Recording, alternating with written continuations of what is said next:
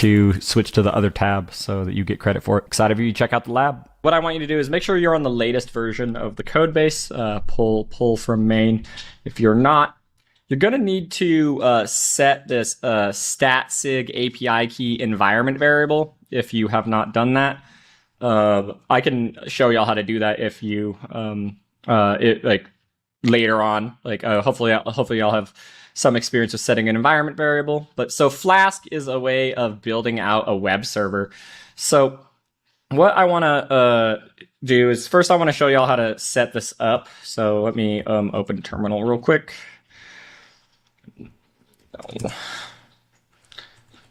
Okay.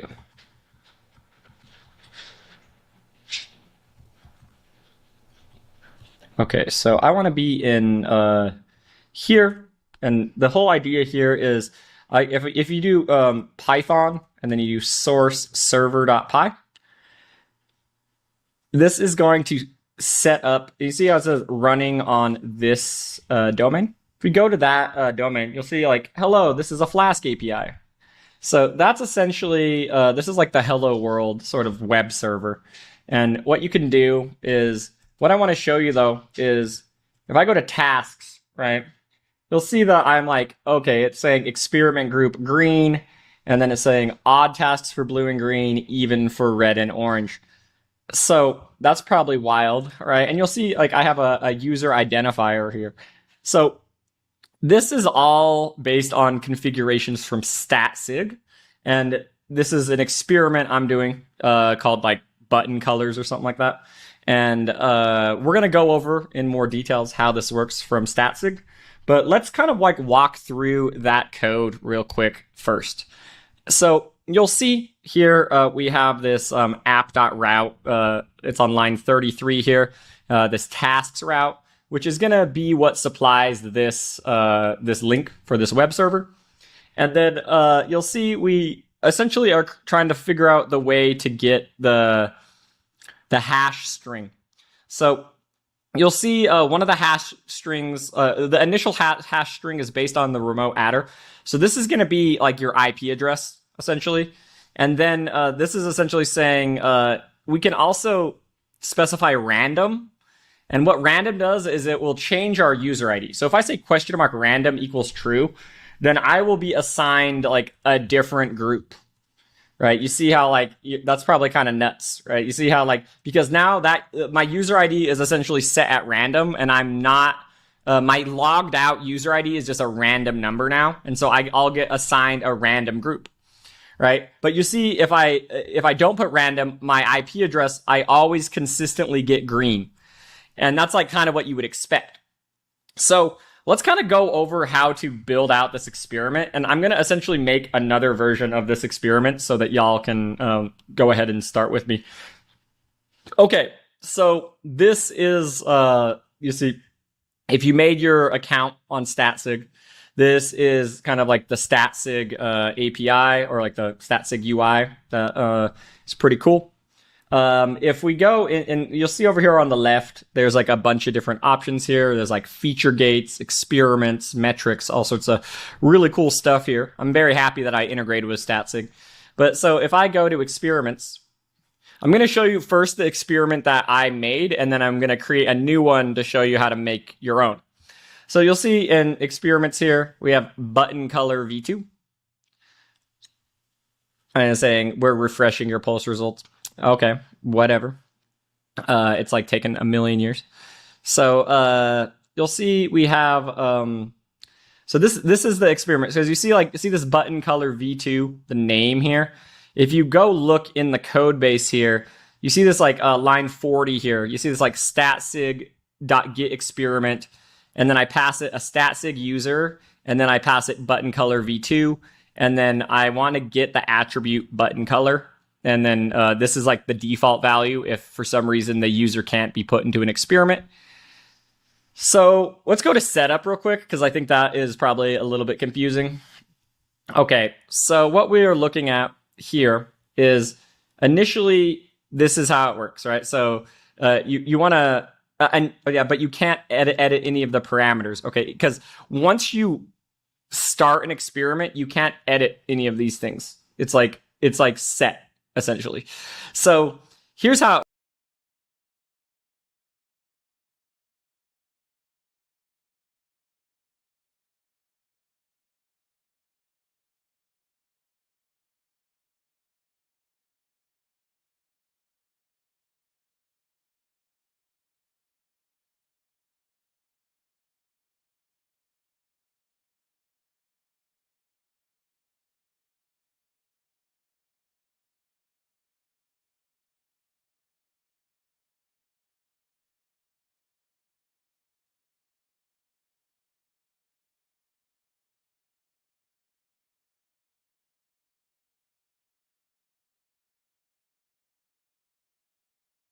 it works, right? Remember how I was talking about like, okay, what percent of users are going to be allocated to this experiment? And then I say, okay, 100%. So we're saying, and then it's like 100% of what users? So you can say like 100% of Chrome users, 100% of Android users, 100% of all users, right? And then you have to split. You can, and this is your split between all your groups. And in this case, I have 4 groups. I have control is blue. You have test is red, or test 1 is red, test 2 is green, and test 3 is orange. So those are the 3 tests and groups. And this is essentially how this experiment works. And this will essentially go ahead and collect data, and we'll have data here in this like pulse results. Some of this stuff we won't actually end up doing because this is like a local web server and we can't collect as much data. But that's the whole point here. As data engineers, my whole point here is I'm trying to teach y'all how experimentation works underneath the hood so that you can like have a better appreciation for how things get split up. So if we go back to the experiments tab here, and what we want to do is we want to hit create. We want to hit this blue create button. And I'm going to call this button color, let's call this button color V3. And then I'm going to say, I think the red button is the best one. All right. And then this is where, remember I was talking about like you can either use user ID or stable ID. You can use either one here. I would say user ID because if you pick stable ID, the problem is like, since it's local, you're only going to get assigned one group and then you're done. Like, and that's all that there's nothing else you can do about it. But if you pick stable ID, then that's what's and normally that's fine because like if you're a different user, you'll be on a different device and a different location. But like for us, we want to have control over the user IDs. So we're going to hit create. Awesome. So now we have our kind of experiment kind of set up. One of the other things you need to do is you want to think about the metrics that you could potentially be looking at, right? And so these are like there's a bunch of metrics that StatSig gives you for free, like daily active users, L14, L28. All these are like very kind of baked into the platform. You'll see some of these, like I have like user confirmed successful and sign up successful and visited sign up. These are custom events that I added into StatSig, and I'm going to show you how we're going to log our own events as well. So in this case, what I want to look at is I want to look mostly at daily active users. So you have to pick a metric here. So what I'm saying is like, I don't know, I think that the red button is the best one. And then, you know, the null hypothesis in this case is that color doesn't impact things.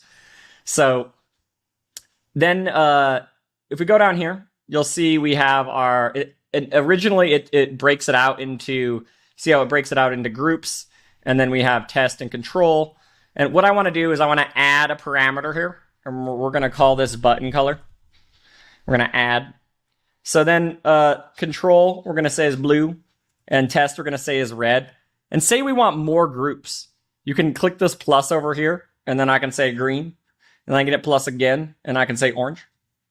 And so now we have essentially an experiment that's going to run that is an even split 25, 25, 25, 25 between blue, red, green, and orange. And we can see how that impacts our metrics. The metric that we are caring about is daily active users. Obviously, let's throw in another metric here. Let's do visited sign up. Let's add that metric as well. And so this is pretty much ready. So what you want to do next here is you want to hit save. Always remember save. Like save always messes me up. So now, since we have defined our hypothesis, right? We have our primary metrics we're looking to track.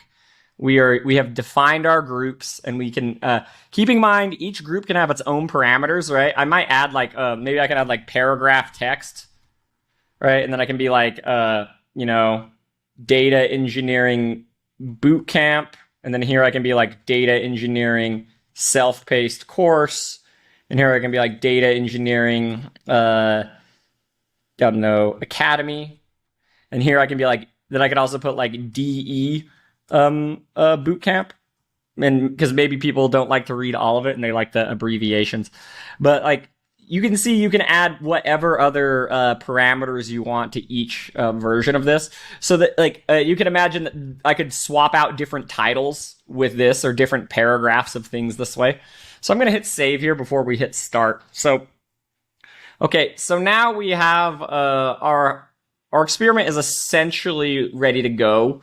The only other thing we need to do here is we want to hit start, and then it's going to yell at us because you haven't tested your experiment in a non-production environment yet. And obviously you can do that if you want to test stuff. I'm just going to hit launch though. It's fine. Okay, so we have launched. Great. And so now what we want to do is let's go back into PyCharm, and on line 40 here, we can change button color V2, change this to button color V3. Right, and then I also want to get the paragraph text or the title text. We'll call this title text. No, it's called paragraph text, right? That's what I called it in the paragraph text. And then this is paragraph text. And then in here, I'm just going to say data engineering bootcamp. And so now I have my paragraph text. And I want to add this paragraph text just as another HTML element here. I'm going to put it here, paragraph text. I don't know if y'all have ever written some HTML. Just saying, in the lab or in the homework for this week, y'all are going to be doing some of this stuff. So you'll see I switched to button color V3. And I have my data engineering bootcamp as my, this is essentially the default. If for some reason StatSig can't put a user into a group, it will just use that paragraph text. So now if we go back here and we hit refresh, so you see now it's saying data engineering self-paced course, right? But I'm going to be forever in red because of this is my user identifier, and now I'm in red forever. But obviously, if you throw on random equals true, you can see how this will essentially swap like whatever group I'm in. And so this is kind of the idea behind how this stuff works, is you have different groups, and this assigns, and then you have a different experience depending on the user that you are and the user that is kind of working with this stuff. So how does this okay, cool. Y'all are probably like, wow, Zach, you made different colorful images show up in the lab today. But it's like, how does this make any difference in experiments? Well, on one side, we now are tracking daily active users. So we will know whether or not someone's daily active just based on whether or not they hit this URL. And then that's automatically logged in StatSig.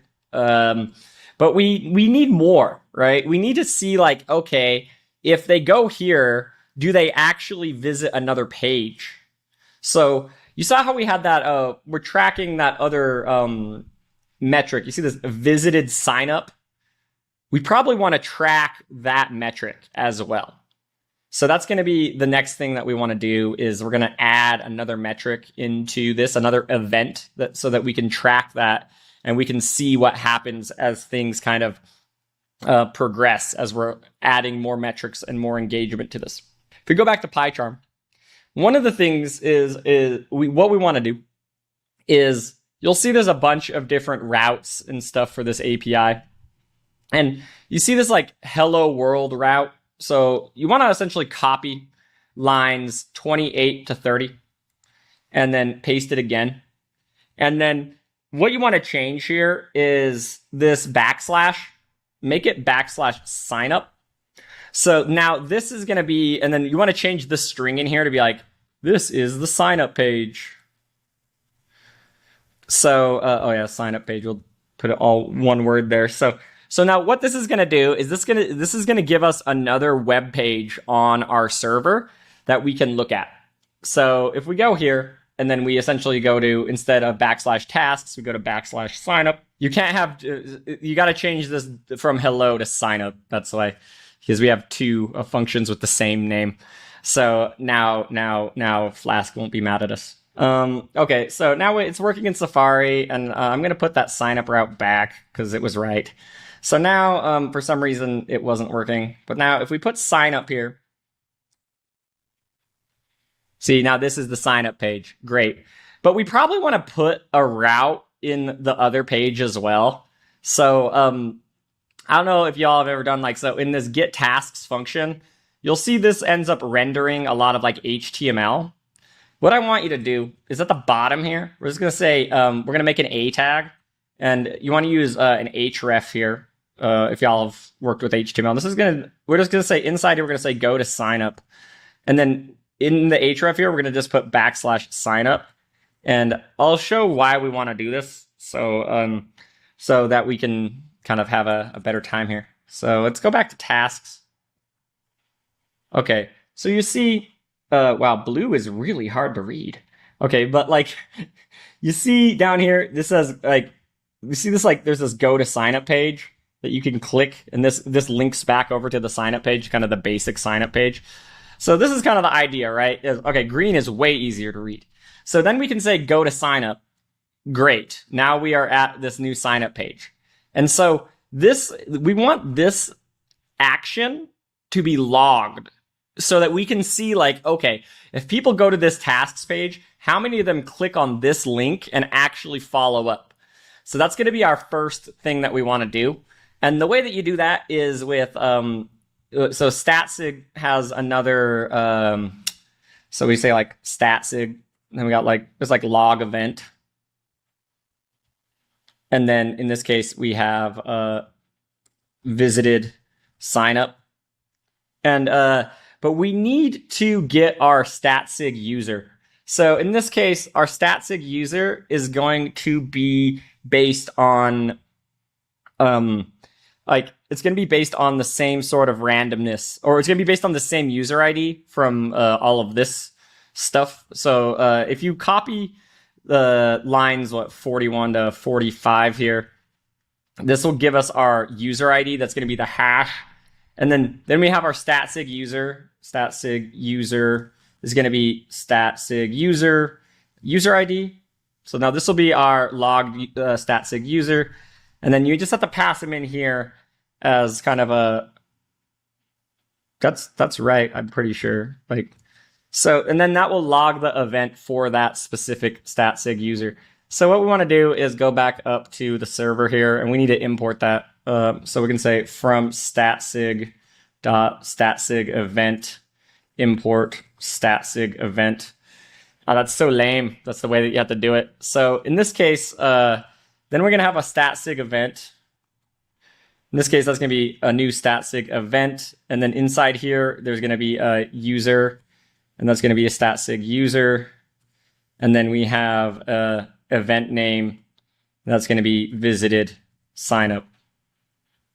And then and then you pass it in all together like that.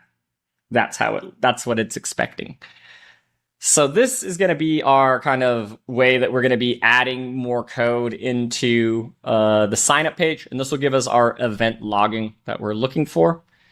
So now I'm pretty sure if I hit sign up again, there we go. So now we're actually getting actual event logging here that you would expect.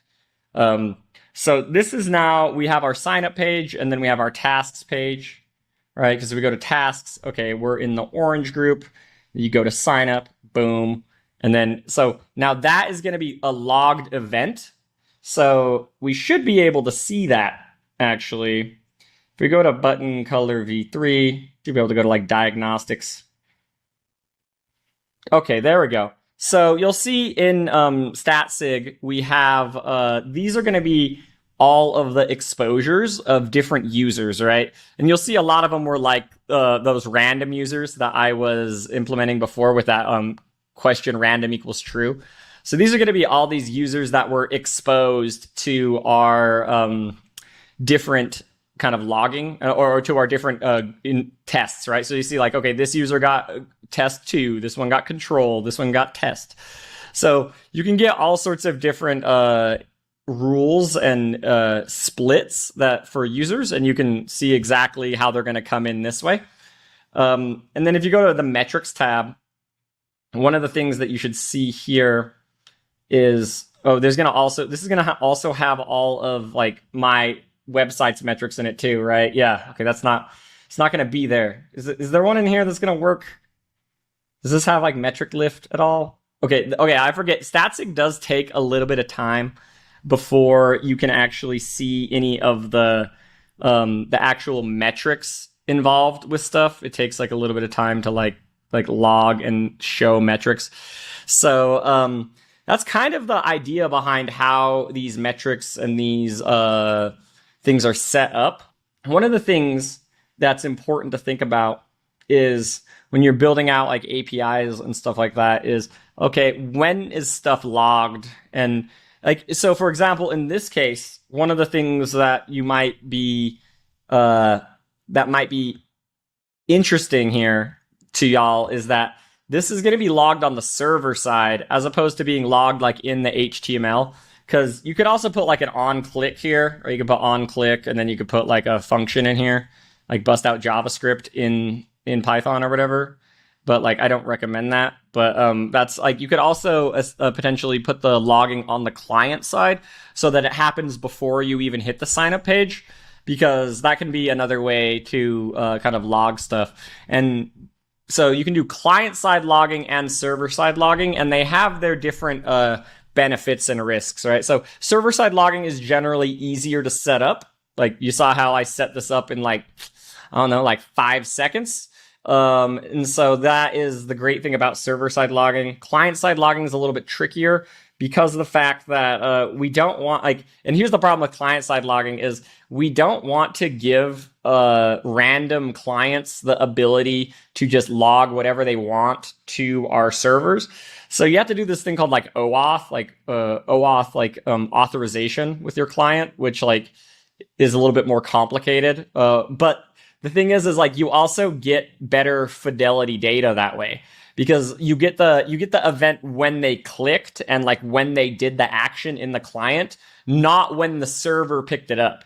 So like you actually get like better events and higher quality events, and like you also can get things like scroll time and like view time.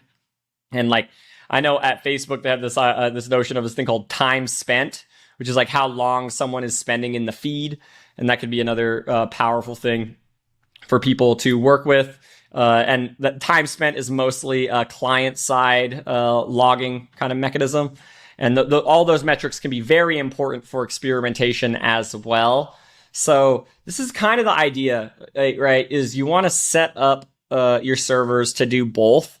And generally speaking, you want to start with doing server-side logging because it's just easier, just so much easier.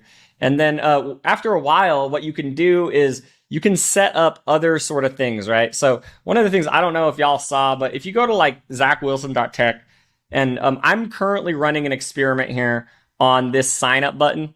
So this sign up button for some people is red, and for some people it's blue, depending on like who you are. It's the way I have it set up right now is it's 80% red, 20% blue, and so that's just something to see, and definitely know that that's like a thing that's happening. But let me show you how that works, because for that experiment, like I actually I didn't run an experiment with it. What I did was I used what's called a feature gate. So there's a couple differences there. Feature gate, one of the big things about it is like you don't get groups. You only get a yes or a no. And in this case, I have like red or blue, which is also just, if you have two outcomes, then like you can use a feature gate as well. And feature gates can sometimes be simpler to work with than experiments, because feature gates don't have like, you'll see like when you're in this feature gate page, you'll see there's no like make a decision. And you can also edit things like as whenever you want. Whereas experiments like are a little bit more like controlled, where you have to just like, they have to be fixed at a certain time. But feature gates are awesome, especially like, you know how I was talking about those long-term holdouts of like people who don't receive notifications on Facebook or different sort of things like that. So what you get in this case is, this is going to be my kind of homepage, show new homepage, which it's just filtering that button, right? So you see the split here. So we have like 80% means that 80% gets red and 20% gets blue. And obviously I can change this. I can make this 50% if I wanted to. And then that's gonna be fine. And that will like, and it will just change the environment of the thing. But the idea behind this is you can also kind of do longer term experiments here. So let me show you what I mean by like, okay, so here's my, here's the results. So I set this up like 2 days ago, I think. Yeah, August 11th. I set this up on on Lit. Like, so what that means is 2,200 people have seen the red button and 500 people have seen the blue button. And it's keeping that nice 80-20 split that we're expecting. So this is where you get more data behind like statistical significance. So one of the things you'll notice here is for our 90% confidence interval, you'll see that like every single bar overlaps 0. So if any of these bars overlap 0, what that means is like the effect could be negative or positive, like we don't know.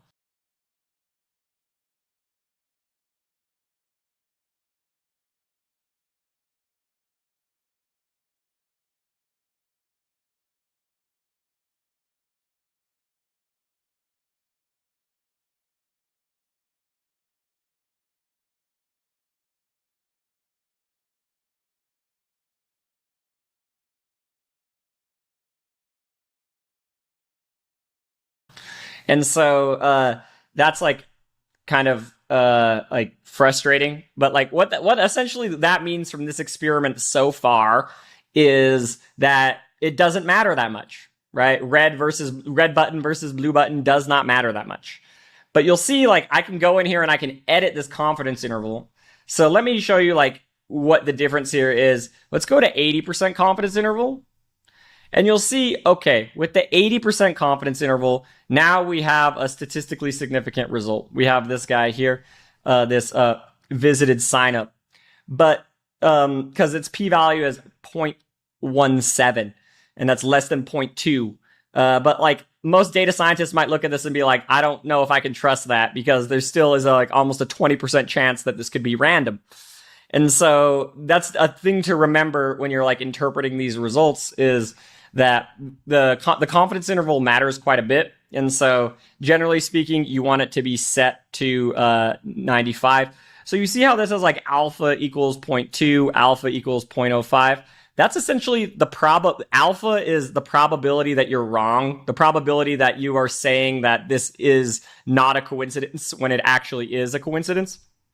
And that's where the 95% confidence interval, generally speaking, is the better play.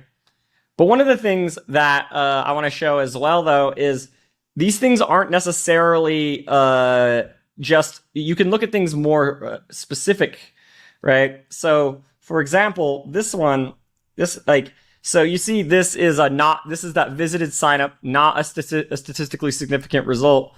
And you'll see like, okay, even if you group it by different countries, like you see, okay, Canada, Great Britain, India, they're all not statistically significant. But if we drop this to 80%, the only reason I'm doing this is to show y'all like kind of how things can be different here though. But you see, okay, so now this experiment that like is statistically significant overall, it's actually not statistically significant in India, and it's not statistically significant in Great Britain. But apparently the US and Canada, they just freaking love, the US in particular really loves like red buttons, right? This is almost like you almost can get, you can almost use zero point 0.9 as your confidence interval, like a 90% confidence interval for the US. But you'll notice that like for India and Great Britain, like the color really does not matter. And so that's one of the things to think about when you are also running your statistical tests is there actually an underlying population where things might be different, where things might be like, for example, maybe I run a test where instead of putting my prices in dollars, I put my prices in INR. And if I put my prices in INR, like I would imagine it would hurt the US and it would help India. So like that's just a an obvious like duh sort of example that would have of an experiment that would have a very strong impact on like a certain slice of your users and in probably a detrimental slice on another set of users. And so that's a thing to think about when you're like building out this kind of stuff is when you're running experiments, like you might not get like a clean thing where it's like, okay, yeah, overall we get a bump, but like for some users it might be a drop and for other users it might be a gain. It's not always like a clean and cut, like everybody wins and it's always a better experience for everybody. So that's another thing to think about when you're kind of like building out different things. So so feature gates are really powerful in that way, and they can do some really good stuff. One of the things that I just wanted to kind of end with here with experimentation is that experiments are going to be one of the most important ways to have impact as a data engineer. And it's tricky because of the fact that when you are doing experimentation and setting stuff up and like getting this far where you end up having these like actual pages where you can look at stuff is like, it's very far removed from the actual data engineering job. And like, that's one of the things that like I think will change in some regards. And I'm hoping that some of y'all, you pick the analytics track, and my understanding is that some of y'all that pick the analytics track, actually your goal might be to be more of like an analytics engineer or a data scientist or like another kind of role like that. And that's where like having this knowledge can be very useful, but it can also be very useful for data engineers as well, because it's like, okay, what metrics, like what other numbers do we need in these charts like this so that data scientists can have a clearer picture of their experiments? So like, that's one of the big things that they do in big tech, right? So this is one of the things that Airbnb is kind of like leading the way on, is they have this thing called Minerva, which is like a metric repository of all the metrics that like Airbnb could care about. And then so then in an experiment, you can have all these metrics. And one of the things that you can do with some of these metrics, so if I go to metrics, and let me go to like visited signup. So if I go into this metric here, and I go to setup here, there should be a way, isn't there a way to do it? You can't do it in here? Oh, that's lame. Okay, well, anyways, most metrics have a way of being what's called, is it metric catalog? Go here. I think this is where it is. Okay, so you can catalog metrics. And then I think in here, you can add manage tags. There we go. There we go. So like in here, you can create a new tag. And then we can say like guardrail, right? So these are all the metrics that should never go down, right? Okay, so now I have my tags, and I have this tag for guardrail. And now that will be what we can use for our different metrics catalogs. And you'll see now if I add that to here, I can be like guardrail metric. And then I can add another guardrail metric. So what guardrail metrics do is they are metrics that are so important to the business that like if an experiment causes these numbers to go down, that experiment is essentially blocked from deploying. For example, at Airbnb, the guardrail metric that I worked on was reservation profitability. So it's like, if we have an experiment that significantly drops profitability, then that experiment probably is not going to launch. But that's not that's a no-go, right? And so that is where data engineers can actually have a very important impact and play a very important role in experimentation. Is if your company has the notion of a guardrail metric, that metric can be owned essentially by you as a data engineer or an analytics engineer. And it's essentially a way to prevent data scientists and product managers from like going too wild and doing all sorts of crazy shit, because like you don't want them to do that, right? Because if they are doing crazy stuff, like that's going to hurt the business and it's going to hurt these metrics. And so, and you don't want them to do that. Like that's not a solid way to go about doing stuff, you know? And so I would recommend in those cases to like really invest in quality, because that was one of the things that was the problem with with guardrail metrics. When you create them, they have to be very high quality, right? You can't have crazy quality bugs in your guardrail metrics, because like they're gonna stop experiments, right? They have to be very trusted. So like they have to have very high quality. They also have to be very fresh, because you can't have like your guardrail data being behind where you have your data scientists who needed to determine, do I launch this experiment? Do I not launch this experiment? Right? You have to do that as well. And like, if you do that, like, okay, like how do you have like a regularly refreshing metric that is a guardrail metric that people can use that will then prevent them from launching bad experiments and making bad decisions? And that's where I'm hoping that between like weeks 3, when we were talking a lot about data quality and talking about like how to have high data quality using things like write, audit, publish. And then in week 4, we're talking about like analytical patterns, where you have those state change patterns. Those state change patterns are very often guardrail metrics, where you don't want to have too many users churning. You also don't want to have too many users who are like stale, or like too many fake accounts that are coming in, right? There could be all sorts of different things that can happen that can make guardrail metrics very important for launching experiments. So that's the kind of the last thing I wanted to talk about, at least in this kind of UI, and how you can kind of catalog these different metrics into different buckets of things. Congrats on getting to the end of the day 1 lab. If you're taking this class for credit, make sure to switch over to the other tab so you can get credit for the day 2 lecture.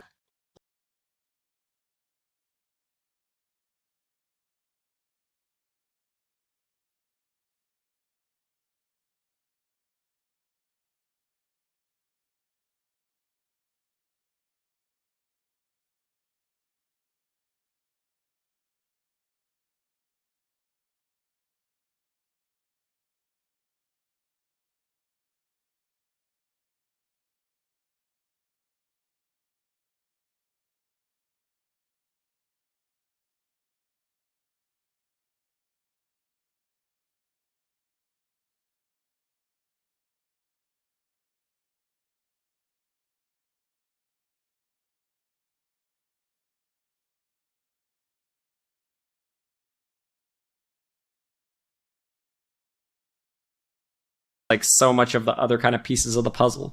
So we're going to go create a new doc here, and then call this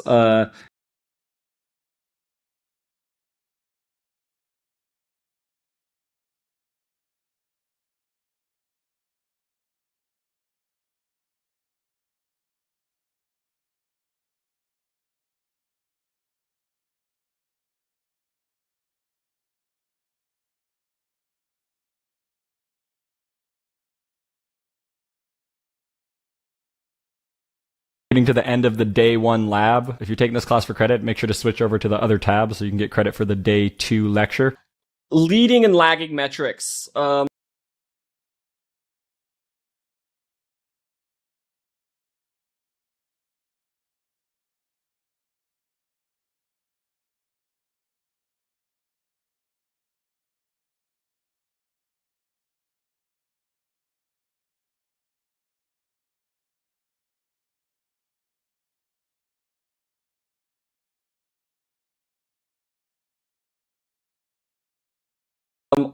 congrats on getting to the end of the day 1 lab. If you're taking this class for credit, make sure to switch over to the other tab so you can get credit for the day 2 lecture. Leading and lagging metrics. Ultimately, almost every metric that you write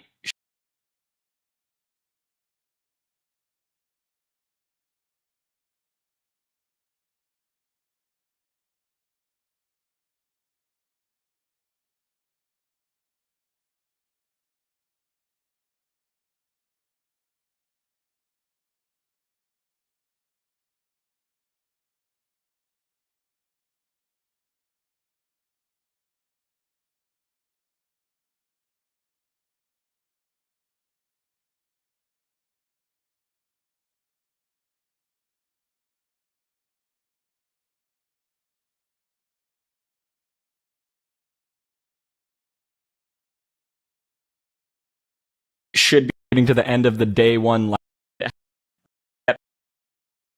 If I'm first impressions for building, people will buy the mentorship program. Thinking like a product manager is critical for being a good data engineer. And what does that look like? It looks like you build pipelines that actually impact the business, that actually change business decision making. So learning that. Another side of it is you build metrics that are impacted by experiments. So if you can learn your metrics into experiments, you will become a much more impactful data engineer. And in this 2-hour course, we are going to be covering all of that. So I'm excited for you to check this out, and make sure to like, follow, and subscribe.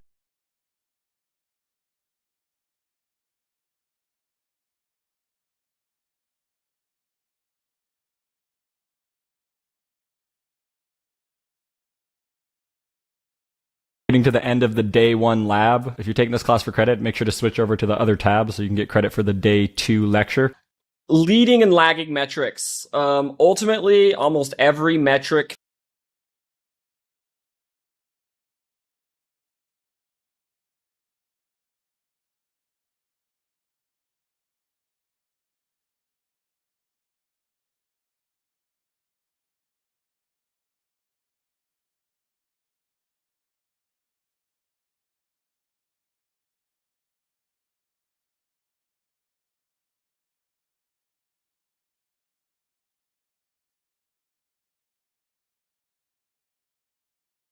that you write should be correlated in some way with money. And the metric might even be money. Revenue is its own metric. One of the problems with revenue as a metric is that it can be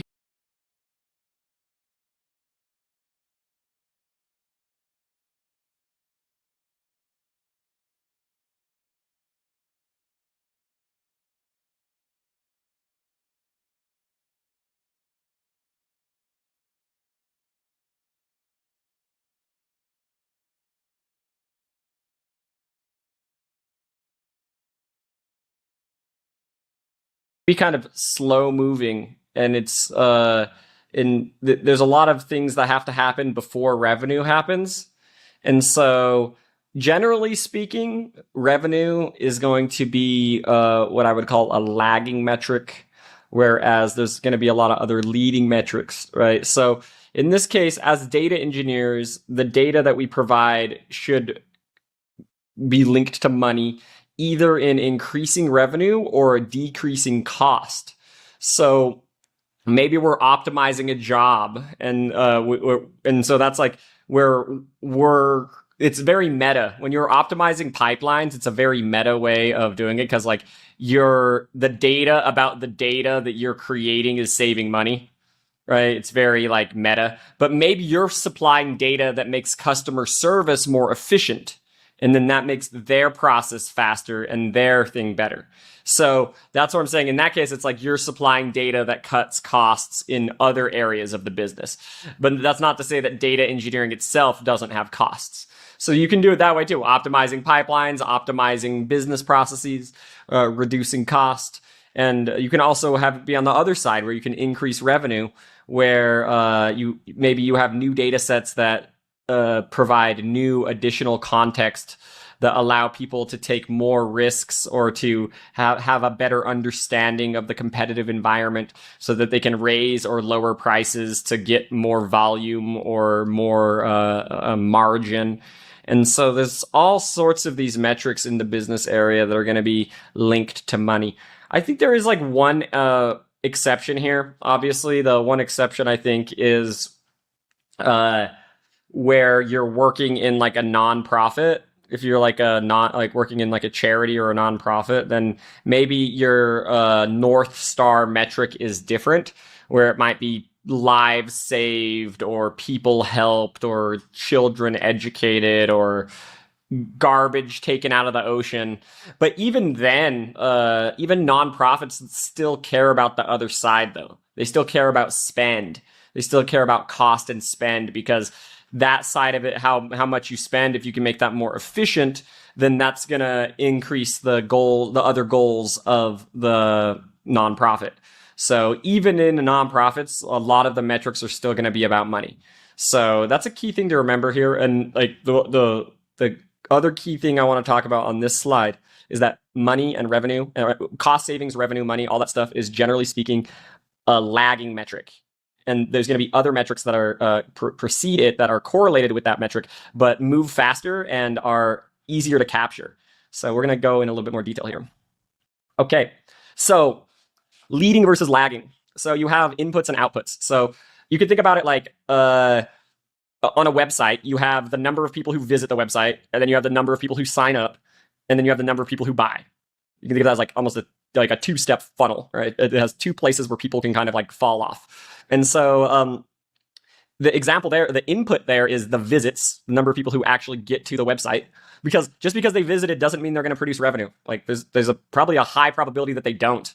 And but there's going to be a small percentage of users who visit your website who do buy, and then those people are going to be impacting the lagging metric on the other side, the kind of the more revenue and the sales metric on the other side. So you can think of it as like if you have like a process in place and you have a bunch of inputs into that process, those are going to be your leading metrics. In this example, you have like web page visits and signups.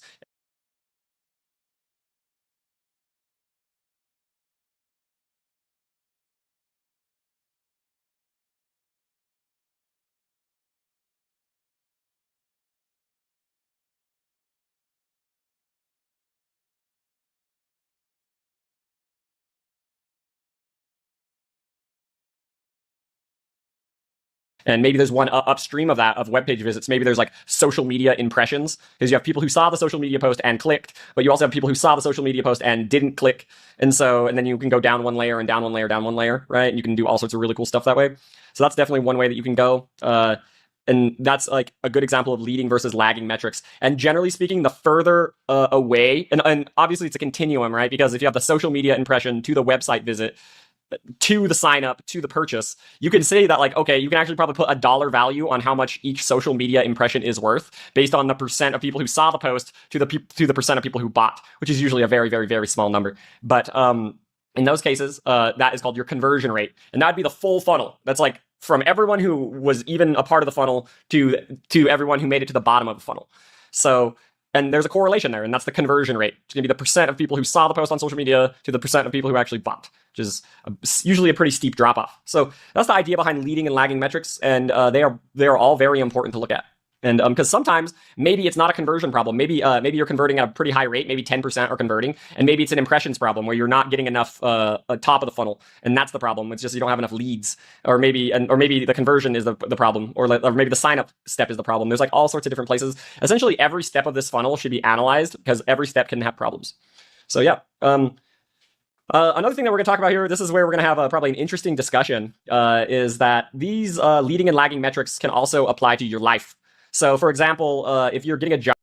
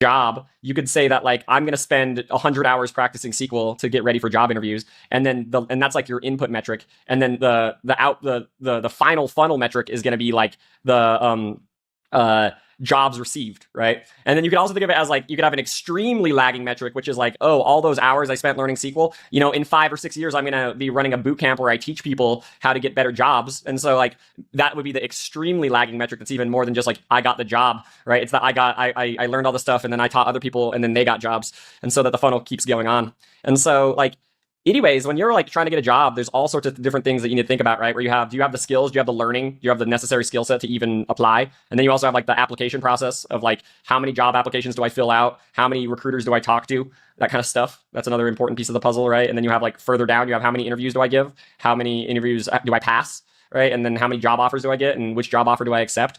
Right. There's like a lot of steps in that process of this kind of leading and lagging metrics of like the professional world. And one of the things you can think of is like, okay, the conversion rate in this case is how many hours of like practice, like hours per job interview. It's like a pretty good like way to think of like the conversion rate of your job funnel. And you might want to optimize that, where you might be spending too much time applying for jobs that don't call you back, or you might be spending too much time leak code practicing when it's like you're getting a marginal value from it. And like, who knows, there could be a lot of different places in the funnel that you are not doing a good job. So the whole idea is really there is a 5-step funnel for like your learning and job environment, where the first step is your effort. This is going to be things like, what should I learn? How should I learn it? Like, how many hours am I putting in here? How much effort am I showing? How do I show up? And then you have brand and networking, which is like, who are the people that I know? How do I market my skills? How do I like get known for what I want to be known for? Then you have like the job interview, like where should I apply? How am I successful in the job interview? How do I make sure that my skills match what the employers are looking for? Then you have job success, which is like where you get the job and you are successful and you get promoted. And like, how do you keep learning and growing here and building up further and further up the ladder? And then after that, you have helping others and changing the world, where you are able to get your job and get really far. And then how can you teach and grow other people and get further along and have an even wider, more expansive impact on the world as you grow? And so we're going to go into each one of these a little bit more in detail, because you want to be applying experiments in your life at pretty much every single one of these steps, so that you can get more input on like what is good and what is not working. Okay, so we have the top of the funnel. This is where you're learning and maybe networking.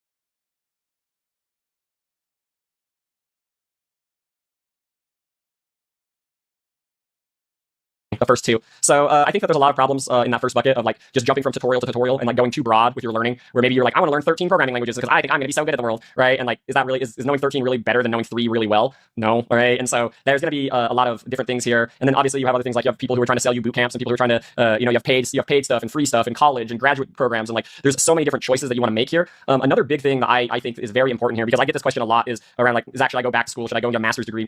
And I think this is one of the big questions that's in this first bucket is, and this is an act of self-awareness when you're building out these learning funnels for yourself, is how dedicated and motivated am I without structure? Right? For example, for me, I'm on the extreme end where I built this bootcamp out of thin air. I didn't need anyone to tell me what to do and how to build it. I was just, I'm going to build this thing, and I'm going to do this thing, and I'm going to show people how to do it, and I'm going to kind of build my own path and learn my own way. And that's essentially why for me, I never found it interesting to go to graduate school, nor did I find it necessary, because I knew that like my own learnings and my own skill set is going to be good enough, because I have such a thirst for learning that it doesn't matter. Whereas with other people, they need that structure, especially the earlier you are in your career. That's why I think for me, I'm grateful for my bachelor's degree in computer science. I think that was very good for me, because that gave me a good like foundation to kind of build off of. So like a lot of times when people are like, should I get a bachelor's degree? I'm like, probably like a boot camp replacing a bachelor's degree a lot of times is not going to be the case, because you're not going to get the same level of foundation. But again, it depends on the person, because if you have an extreme thirst for knowledge and you're a good self learner, then you're probably good. Let's talk a little bit more about the second bucket, where there's brand building and networking, because there's more to it than just being a good engineer. You have to also be building your network of people who know you, so that opportunities come your way and you can build relationships. And I think the number one mistake here is just people don't do it. They don't take it seriously. They think that, oh, if I get good enough at coding, a job will fall into my lap, and like that's kind of a ridiculous way to go about it. Like I think of it similarly to like dating in that way, where it's like, oh yeah, I'm gonna find the love of my life sitting on the couch. Like I think a lot of people like honestly believe that about their career, and that's totally not the case. Obviously, networking is important. I would say don't just network on LinkedIn. Like branch out to either other social medias or do like in-person events. I love in-person events. In-person events is really where I meet a lot of the people that I develop really deep partnerships with. So just let you know, that's another good thing to think about.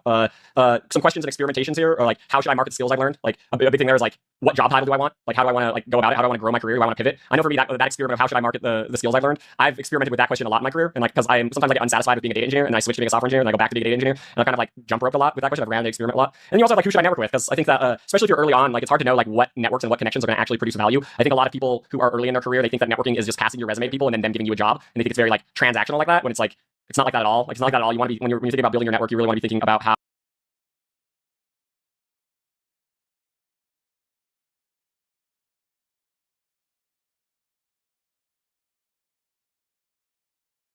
you are interacting with other people and supporting other people and showing up for other people and like providing them value in some way if you can. Those things are all very, very useful for when you want to build your network. So that's the idea behind the top of the funnel for your learning experience. And you have the middle of the funnel. This is going to be brand building.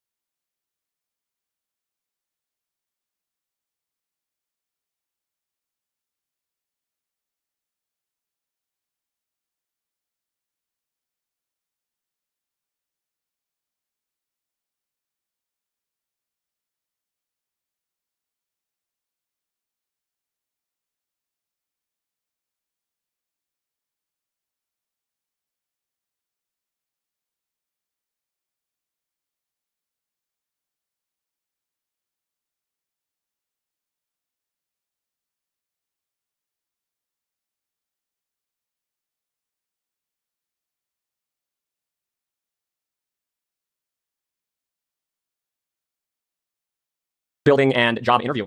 So there's a couple things here. I think a big one here that people make a big mistake on is they only apply to jobs where they meet all the requirements. That's a big mistake.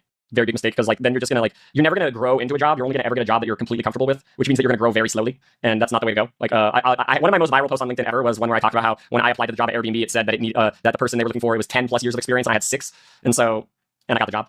So like sometimes like you can, because it's like if you can get the interview, they already think that you have enough of like your background is already fitting enough, and it's all about just being convincing in the interview at that point. And if you can do that, then great. That's the middle of the funnel. Let's go a little bit further down. Okay, so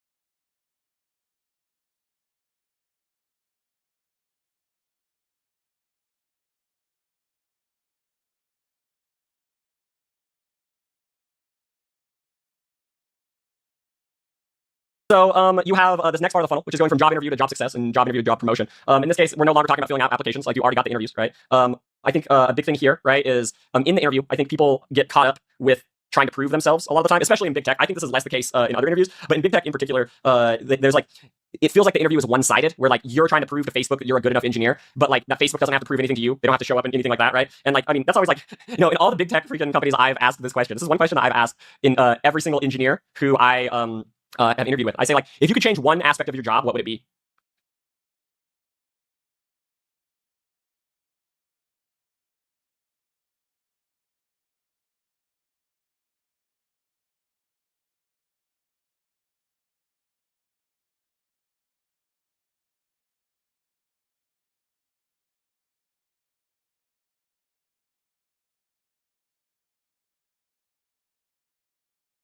See what they have to say. Listen to them. That's why I will never work at Amazon. Right? And so it's like, because Amazon is like just so hardcore and so intense. And so like, and they're not going to change, right? They're not going to change. That's not something, if you accept a role at Amazon, that's what's going to happen, right? You're accepting a lot of intensity and you're accepting a lot of just a lot of work. And so you need to learn about the whole company as well. And just because you're interviewing, and a lot of times, like, that's why I like talking to the individual engineers, not just the hiring manager, because I feel like the hiring manager has a lot more pressure to put someone in a seat. Whereas the individual engineers on the team, they generally don't have as much pressure. So they are more likely to tell you like the complete truth about working at that company. So that's a big thing to remember. Always ask questions.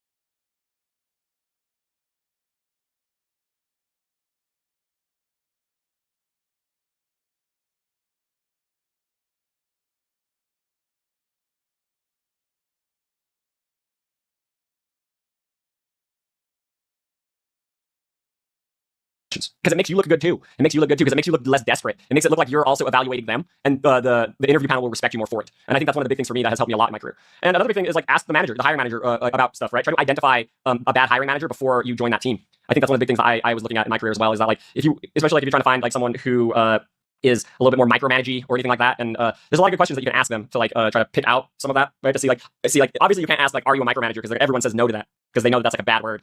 But if you ask questions that are more like, okay, if I'm like, I like asking this question, if I'm 2 weeks behind on a project and I'm not sure where it's going to go, how would you react as a manager?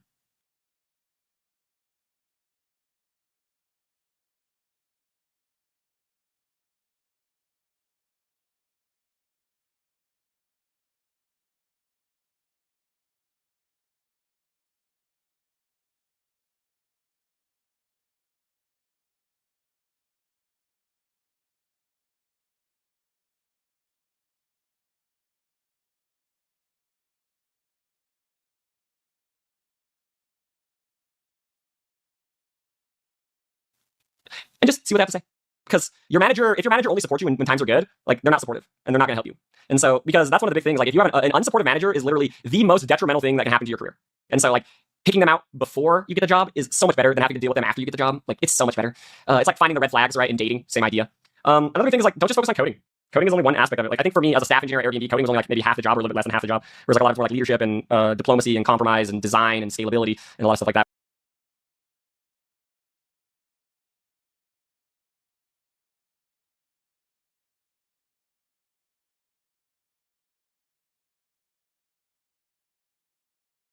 Which are just very different things. So like, some other experiments that you want to think about on the other side here for job success and promotion is you start to say, how do I take my job to the next level? So sometimes you might want to recognize I do have an unsupportive manager and I will not get promoted in this current role and I need to look elsewhere and I need to go and interview again. And that's how I'll take my job to the next level. And that will be an easier way to get to the next level than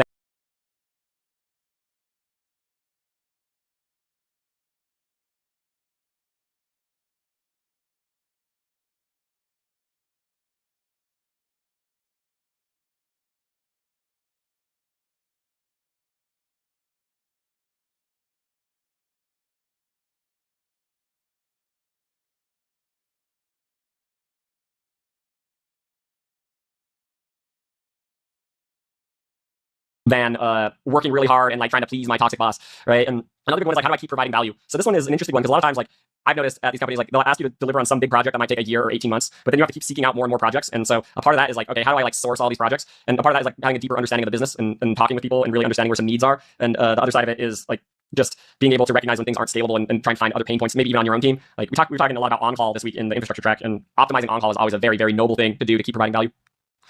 All right, so we have the end of the funnel. So you have two pieces of this, right? Where it's like, okay, you have your job success, you have your promotion, you're living your best life, right? At some point, you should be thinking about giving back and thinking about how you're going to teach other people or grow other people or save the planet. And it doesn't have to be through teaching.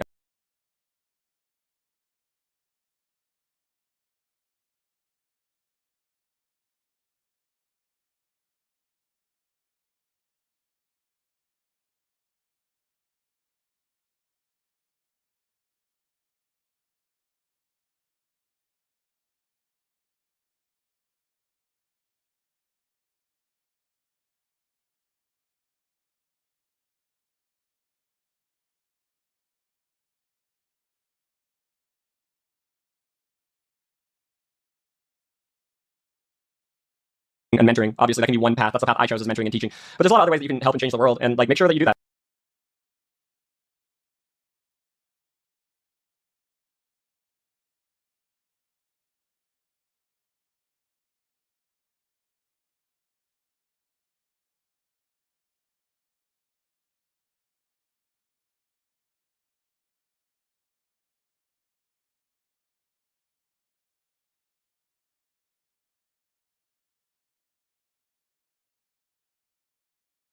that. Make sure that you don't just like sit back and you're like, oh man, like I'm making so much money in big tech now, and I'm just gonna like retire early and sip martinis on the beach for the rest of my life. When there's like a lot of problems in the world, and like as data engineers with disposable income, we are incredibly privileged to be where we're at. And so if that's the case, like we kind of have a responsibility to give back and to help other people and to help the world become a better place beyond just making Facebook and Google a lot of money.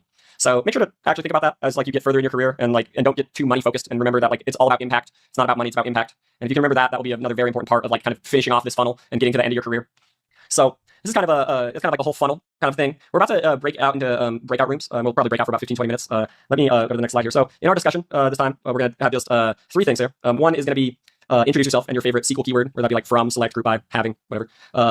That's the first. And then you want to talk about what leading and lagging metrics do you find important in your career, whatever those might be. Like part of it might be a learning metric, or part of it might be an earning metric, or part of it might be a balance metric, or whatever you want to talk about. And then the last one is have these changed as you progress throughout your career? Have you had any priority shifts?